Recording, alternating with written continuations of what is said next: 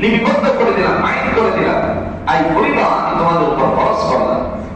আল্লাহ তো জুলুম করতে পারে না, কারণ তিনি জানতেন, উনি আল্লাহ রাব্বুল আলামিন জানতেন দুনিয়ার জমিনে অনেক মানুষ অসুস্থ থাকবে, মুসাফির থাকবে, তাদের জন্য আমার পক্ষ থেকে একটা ছাড়পত্র দেওয়া উচিত।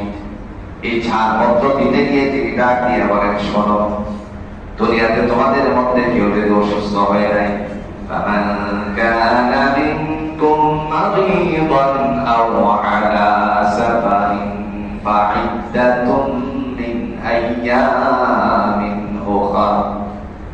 তোমাদের মধ্যে কেউ যদি অসুস্থ হয়ে যায় অথবা দুর্বলতার কারণে আছে, সেই মানুষটা যদি রোজা রাখতে না চায়, তাহলে আমি আল্লাহ তার জন্য ইহসান করেছি, দয়া করেছি, ছাড় দিয়েছি।